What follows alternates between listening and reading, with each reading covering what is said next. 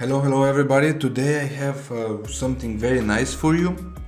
But before we go into this demonstration where I will go in depth in explanation about lining and stuff, I want to apologize a bit for the video quality of this episode.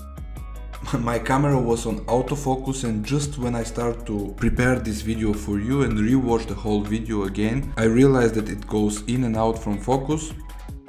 To be honest, I don't think that this hurts in some kind your visual experience with this tattoo, but it's kinda annoying, so I just want to mention that I also see it, but I anyway prefer to upload the video for you because I think to bring a big amount of value, especially in this episode. And I really hope you enjoyed this in-depth explanation video which I will do for you today. But let's start directly with the demonstration. So today I'm showing you how I make this small cover-up tattoo from the beginning till the end, and like I make mostly my videos for Patreon, they are in real time, so you can have the chance to see the process like you're exactly next to me and watching behind my shoulder. In my opinion, this is one of the best ways for you to learn visually. Of course, practicing what you're seeing here is even more important than this. But by watching this kind of videos, every one of you will find different value in it. Like I said many times already, the biggest chapter in my Patreon is actually the Discord chat, where you can ask every question what you didn't find the answer for into our community. All of us will gladly answer you, and like this, all of us will grow and learn from each other. It is really nice to see how our community grows. But I would love to see even more activity from you and willing to learn and share experience with each other out there. There are so much different chats where you can ask and post your questions, and also to see the answers if already somebody else had the same issues. I really like the idea of this group, because only like this we can make a strong trust and connection with each other. And actually this was one of the big and main reasons I like the idea of Patreon, and I decided to make myself one. For me it was very difficult to be connected with the people who were really serious about their future, and they were ready to invest their time and money and effort in themselves. Patreon gives us the rare chance to connect people all over the world with the same purpose, ideas and mindset together, and connect and learn from each other. But now, let's jump back to the tattoo, and let me tell you a few words about what I'm actually doing today and what I want to show you with it. This is a lotus flower done in a Japanese style. The design is drawn and designed by me. I had drawn the design special for my customer because I must cover up this small tattoo, and that's why I should position the leaves exactly on the spots that the old tattoo is, so it's not visible on the end. I will make it in color, and the whole video I will separate on two parts. The first one will be outlining and underlaying, as I will speak a little bit about what I'm actually doing, and I will go really in depth about lining and how we can line a little bit better, some principles, some basic rules what I know. And the second one will be about the coloring part. In there I will be layering the color on the top of the undertone, which I did in the first episode, and I will make it look very soft and clean. This is another way of color tattooing, which I'm using mostly when I'm doing tattoos outside the realistic style. Like Japanese, neo-traditional, new schools and all the styles similar to this, where you're basically smooth blending between 2 or maximum 3 different colors for making the forms. There have to be not too much complicated forms, and in general more simplified designs. Like this, actually the tattoos are getting very clean, and I'm able to make a really smooth blending. It depends on the tattoo I'm trying to do. Now today I have a little bit special case, because the skin I'm tattooing is actually very old and elastic. This makes my job way harder, but the point here is to show you how I handle this kind of skins, and not just to show you how I work on a perfect skin or when the weather outside is perfect and stuff like this. It might be not the most impressive work what you will see made by me, but it's really important to see how I'm dealing with this kind of skin, because all of us once in a while need to work on the difficult skins, and this doesn't mean that we are not able to give 100% and achieve the good results. I'm sure that everybody of you was working one way or another on a really shitty skin, like it was elastic, too dry, or too getting too much red or bleeding or whatever. And the reason why we are getting obsessed on this skin is because we have too low, or let's say lack of knowledge on how to adapt on the different skins. Now, with this I don't mean that the skin doesn't matter. Of course it matters. To give a good results you need also a good skin. But also if you have a little bit not so perfect skin, if you have enough experience, you can adapt to this skin and also achieve the results you're normally giving to your customers. So now we will speak about a lot of these principles and a lot of these rules which I'm using and how I adapt to the different skins, and that's why I thought it is really nice to show you this tattoo in today's episode. When I'm working on so old and elastic type of skin, the most important thing for me is to stretch the skin as much as possible each time I'm pulling a line.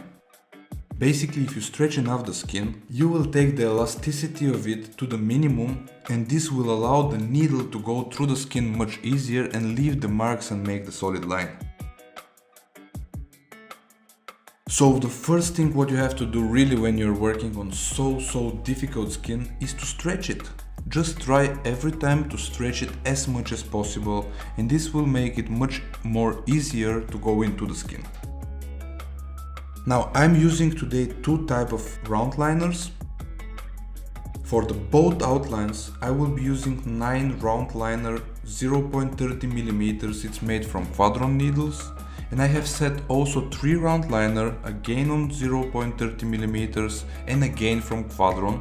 And this I will be using for the tiny detail outlines which I will be doing to design the inside of the flower.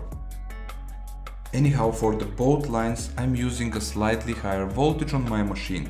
This is self-explanatory, because as bigger the needle is, it will need a little bit more power to go through the skin, because also the diameter that hits the skin is higher, and this directly makes it harder to go through the skin.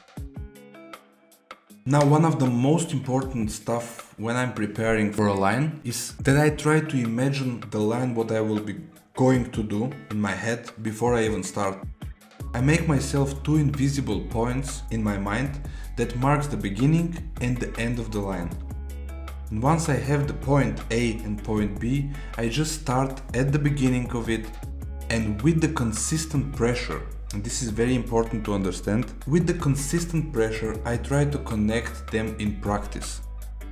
Now here is important to understand the different levels of tattoo artists, like beginner or advanced, will have a different distance. For example, mine imaginary line in my head could be much longer than your. In the beginning, try to make a short distance between point A and point B in your head and try to connect just these 2 points. If this works, next time try to make it longer and longer. With the time you will find your perfect distance, let's say, and you will start to understand how to make this consistent pressure what I'm speaking all the time about, and how to adapt on making a good lines. But this helps me a lot because I'm knowing before even I start the line, I know from where I will start and where is my plan to end and to connect the 2 lines and stuff like this, which helps me a lot because I make this line in my head and it is much easier for my hand afterwards to follow it. It is very important to hold the consistent pressure once you're doing a bold line. Actually, there are 2 main factors that applies to make a good outlines. One is the hand pressure and the other is the hand speed. And this is very important to understand. Everybody needs to find his own perfect measurement for these two factors, and it is almost impossible for me to explain you with words what exactly you should do to make a perfect line. Here I try to explain you what the principles are, or at least my principles are, and like this it will be much easier for each and every one of you to find their own way of working and their own workflow. Anyhow, like I said, there are two main factors to make a perfect lines, and those are the hand pressure and the hand speed. The voltage also play a role, but it is like it could be controlled by the hand speed, so I don't think as it to be as important as the other two factors. However, for me it's very important that you understand that the machine actually have a very little affection to this if you can or can't make nice outlines. In the moment you have a good quality machine in your hands like Cheyenne, FK Irons, Stigma, Injecta, Bishop, or whatever of the good brands out there you have, and you're not working just with some Chinese rotary machine made in Wish for 5 francs or $5, you're basically able to do a perfect line with it. You just have to find your perfect hand speed and the hand pressure. There will always be the fight between the traditional artist working with the coil machines and the new generation artist working with the rotary. But the truth is that there are an amazing artists work with both coil and rotary machines, able to do great lines with each of them. It is really a matter of feeling and understanding how the machine actually works. Anyhow, when we speak about this, let me tell you what my personal preferences are when we are already on the topic of lining, or especially in this particular tattoo. As always, I'm using my favorite at the moment, Stigma Spear. I set it up on a medium stroke, which is around 3.5 millimeters. I have a video in the YouTube where I'm speaking about equipment I'm using, and there I explain more in details what a stroke and give are. So if some of you don't know it, you can go and check the video, it is out there in YouTube. So yes, I'm using the 3.5 millimeter or medium stroke, and I'm working on the hardest GIF. To be honest, I almost never touch this stuff, because like I said, I'm trying to control pretty much all with my hand movements and my hand pressure, of course, so I like my machine slightly harder than usual. The softness I try to make directly from my hand, and this makes me have a full control of my machine. For example, I'm using much more pressure when I'm using my bold liner as if I'm working with my 3-round liner. With the smaller liner, I am working mostly only on the top of the skin with a bit faster movements, because it is much easier to blow off the line under the skin and also to damage it. Now let me tell you a little bit about this blowing off. This happens mostly, if you don't know what it is, this is actually when you're making the line, especially on a delicate tiny skin areas or a bony place and stuff like this, where you see you're pulling the line, but under the line and under the skin actually you have all these small capillaries, or it looks like a lightning, I don't know how to explain it in English, but it blowing under the skin and it spreads this bluish tone under the skin. This is really not nice thing to happen to all of us, and we have to be very careful for this. This can happen by many reasons. If your machine is way too fast and your hand movements are slow. Also, it happens much easier when you're using a smaller needle, like I said, with this 3-round liner. It's really dangerous, especially when you're working on the tiny areas like under the armpit, inside of the biceps, on the key bones here on the chest and on the ribs, all these tiny areas where the skin is so thin. You really have to be careful with this stuff, so using a slow voltage helps a lot to avoid this stuff. Also, not pushing too much the needle, so deepness also play a big role in this. And the angle of the machine play also a big role in this case. So when I'm lining, I try to hold almost all the time 75 to even 90 degrees in some cases. I found that this is the best angles for me when I'm lining, and especially for my hand pressure, of course. The other important thing what I'm doing when I'm lining, and it helps me a lot, is that I'm always applying a very tiny layer of Vaseline before I'm pulling the line. Of course, you can use whatever ointment or butter or whatever is most comfortable for you, but the idea of this is that it makes the skin a little bit softer and also to help your drop of ink, which holds into the tube, to follow your needle much easier through the line. Like this, you will never run out of ink, and this will allow you to pull very nice and solid lines.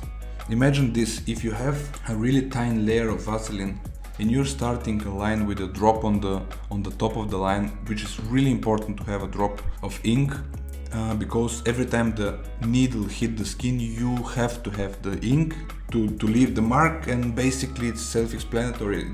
It will make a better line if you have ink inside. So using much ink will make a better line, and having a tiny Vaseline layer will help this drop of ink to follow your needle all through the complete line, and this will really help you make better and better line. And this is actually a very important rule for me. Having enough ink in the tube is really crucial to make a nice line from the first pass. Using a thin layer of Vaseline also keep your skin clean. During the process you are able to wipe the ink much easier and avoid splashing color all over the tattoo, because many beginner tattoo artists work very sloppy, and this really makes their job way more difficult than it actually should be. So for those that have this problem, remember always to use a really tiny layer of Vaseline before you're attempting to do whatever you want, shadow, color, line, or whatever you're willing to do. Also, when you're wiping away, try to keep your hands always away from the stencil and from the rest of the project. Wipe always outside from the tattoo, or just tapping on the top of the area where you're working at the moment, because this will save you from muddy work and also will save you stencil much longer. Now, normally when I'm doing lines, I like to see my needle out of my tube. Like this I'm able to control it way better, and like I said already, I control the pressure to the skin by my hand, so I almost never push the needle till the plastic tube. However, I like my needle to stick out around 2 millimeters, so I can have really nice control of it. This is when I'm making lines. And of course, I'm always very careful to apply a consistent pressure to the skin. Like this, the line will be everywhere with the same thickness and density. My goal is to reach full density with the first pass, so I don't need to come back and cause more trauma to the skin and pain for the customer.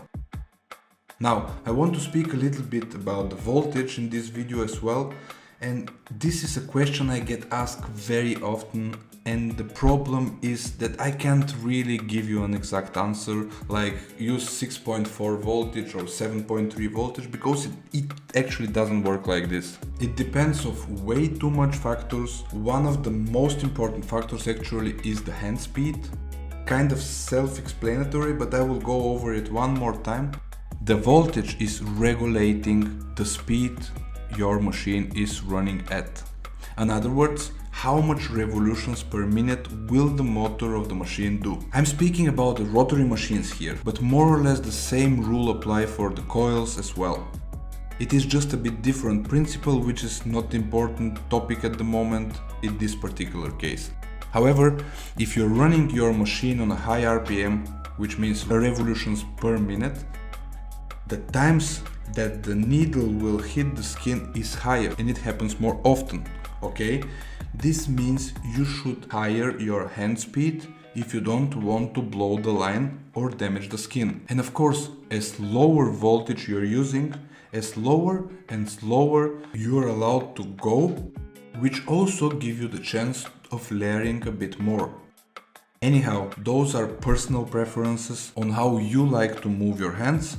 I personally like to work on a medium to low voltage. I feel the most comfortable like this because I have the power if I want to do something from the first pass, but I also have the chance to adjust a bit with my hand pressure and hand movements and give me the chance of layering if I want to.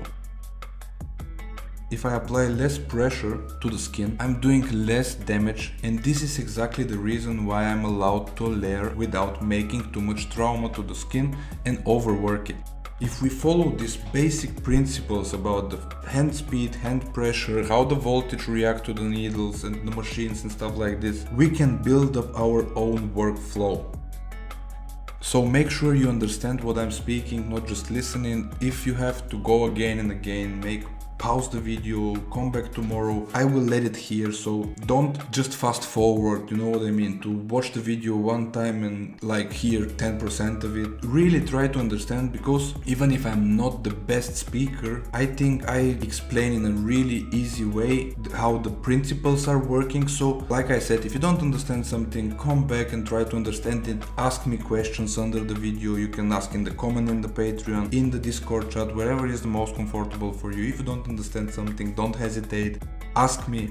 Sooner or later I'm gonna answering to you. We are not so extremely much people in Patreon, that's what also separates us from YouTube, so I'm able to answer most, if not every question of you.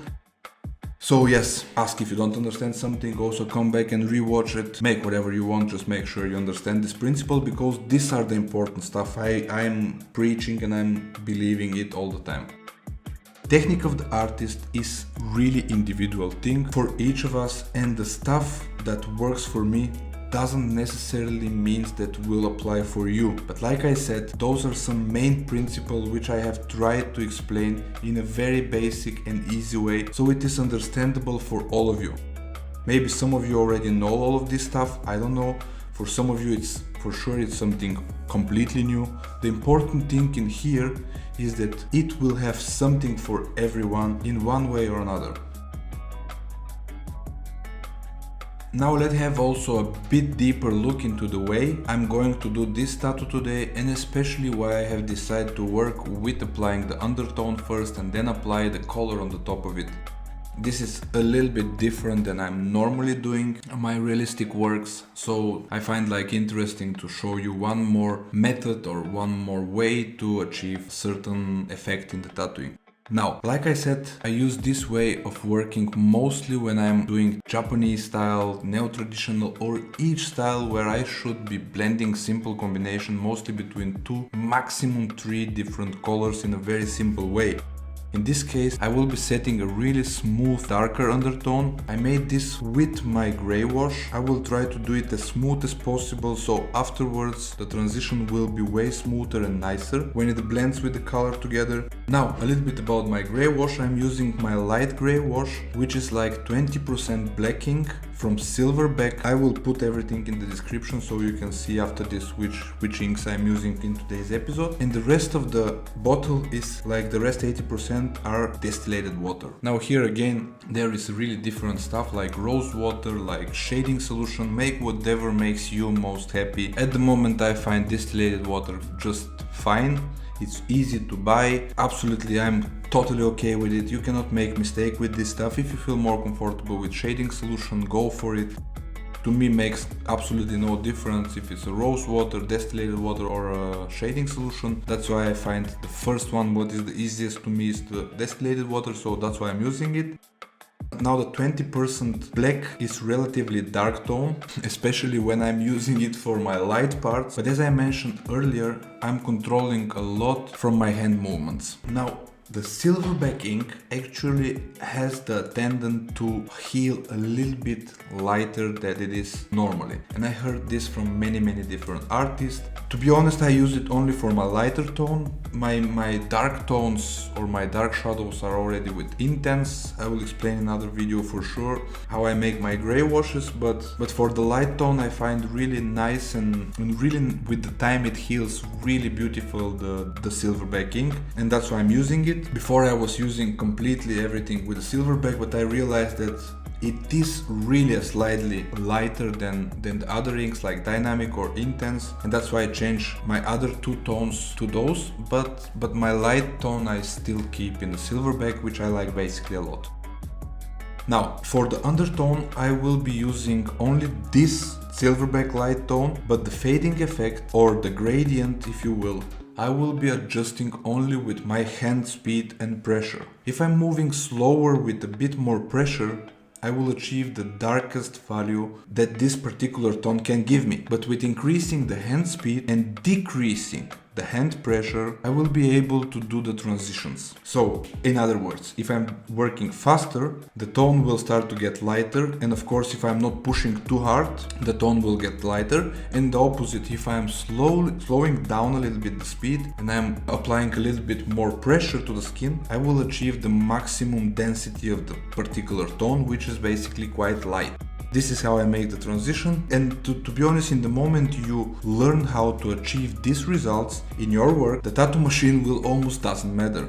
You will be able to adjust your hand and adapt fast to the particular machine you're working with. That's why I like to work with a bit harder machines, because this allowed me to adjust a bit easier to the skin. When the machine is too soft, I start to lose feeling, and in some cases I underestimate the strength of the heat and I end up overworking and damage the skin. Like I said, those are personal preferences, this is not any rule or something. There are plenty of artists that love to have very soft machine and they're doing great job too. Anyhow, even though I'm using at the moment a machine which have a GIF, which I already explained in another video. This means I can adjust the softness of the machine heat. I have it always on the hardest spot. But now let me speak a little bit about the needle depth and the needle length when I'm doing this underlying shadow. And I can say that I have it still pretty much outside of the tube. But basically I don't change drastically this stuff while I'm working. But let's say that it is slightly shorter when I'm doing shading than when I'm doing lining or color. The reason for this is that I'm moving my hand way faster and I cannot be in a full control of my hand movement while I'm doing shading. Here I can say that for the most of the artists, especially beginners with less experience, bringing the needle back into the tube and giving a slightly higher voltage helps to achieve a smooth and solid shadows. It is pretty simple because mostly when we are doing and we cannot control our hand movements and pressure so much, we need something to block when we start to go too deep. And that's why it's good when we're doing shading where the hand is a little bit moving a little bit faster and a little bit more free, let's say. It's good to have something to block you from going too deep under the skin. And that's why I advise always my students or my guys which ask me for a help, or apprentice as well, in the beginning, before they learn how to control the needle good or the machine, to have the needle a little bit more back, and like this they will be not worried if they go too deep in some ways, because they have it already, this blocker, the plastic tube is already the blocker. And this I really advise when they're beginner and when they're doing shadows, because this helps them build up the shadow without damaging too much the skin.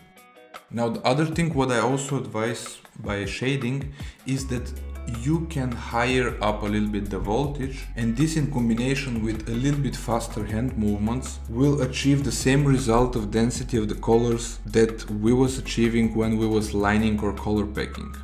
Now this in combination with hiding the needle back into the tube allows you to layer a bit better. Like this you will be able to achieve the darkness you're willing with the repeating again and again till you have the wish effect without damaging the skin too much.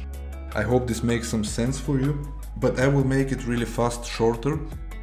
Moving back the needles into the tube, using a little bit higher voltage helps you to make a little bit better shading, or at least a little bit softer shading, because automatically when we are doing shading, every beginner is using a little bit faster hand speed.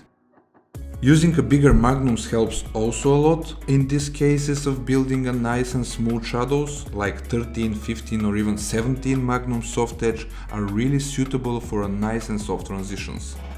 In this case I'm using 7 magnum soft edge, but because the scale I'm working on is not so big, and also because this is one of my favorite needles at all, and I personally feel very comfortable with it, I'm going very soft on the top of the skin and try to apply very soft tone without getting almost any damage to the skin. Remember that afterwards I will be going with the color packing on the top of it, and this can cause a lot of trauma to the skin. This technique of building a form with colors is very suitable for this kind of tattoos because it allows you to focus on one thing at a time. I separate my tattoo on the different steps, and this gives me the chance to perfect each of them. This is exactly why I like to use it when the tattoo is simple, because simple doesn't definitely mean easier. I could say even the opposite. To make something simple but perfect is very difficult because it doesn't give you the chance to make mistakes. The whole tattoo is made only by 3 components. It's lining, it's layering, and it's coloring. And if you are not perfect in each of them separately, the tattoo will never look as good as it should be. It is very easy to recognize mistakes in this kind of tattoos, so don't even dare to underestimate this. However, like I said, this kind of work allowed me to perfect each step of the tattoo and to achieve the best results.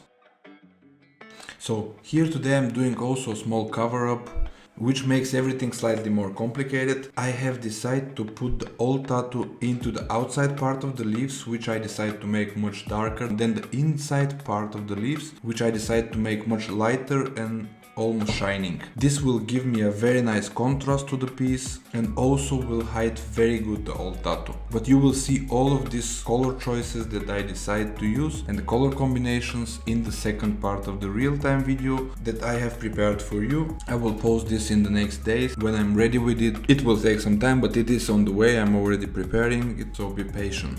And to be honest, I think this is enough for today's video. Anyway, I don't really like to do long and boring videos where I destroy you from information and on the end you're losing the attention and just fast forward the process. Anyway, I bring a lot of different topics in here. You can always stop, pause, watch back or watch just partly the videos. Like I said, I try to be very in-depth in the explanation about the lining in this episode, and this was anyway my purpose of the video. I wanted to share some of my thoughts and knowledge I have about this stuff. I speak a lot from my experience and experimenting through the years, and most of the stuff I have learned the hard way. I'm really happy to be surrounded from the people which are willing to learn and expand their skills, and I'm really happy to have you around me, and this really motivates me to make more and more videos like this for you. I don't want to repeat myself again and again, but please use the full potential of my Patreon. Ask your question in the Discord chat or under this video, wherever is the most comfortable for you. This is the only way I can really help you. Don't expect just to receive every information or everything like direct answers. Communication is the key. Most of the time, if you have the right questions, you can grow exponentially in a short time. But the most important thing is the willingness to learn and develop new skills. To be honest, every time when I'm preparing about the video, I learn new stuff as well. Sometimes all of us know the answers, but they are somewhere in us, and only when we sit and concentrate they start to come up. That's why I like to text what I'm thinking, and the time when I explain you the stuff, I explain them myself as well. This is exactly what happened with me every time when I make a new video for you. And this is very nice because normally I'm making the stuff automatically and don't really focus to analyze everything when I'm doing. So thank you all for the support you're showing me here, and yes, ask, search answers, share your experience and daily duties. It is awesome and makes me extremely proud and happy to be part of this. Now enjoy the rest of the video, and I will post the second part very soon. Just be patient and enjoy the process.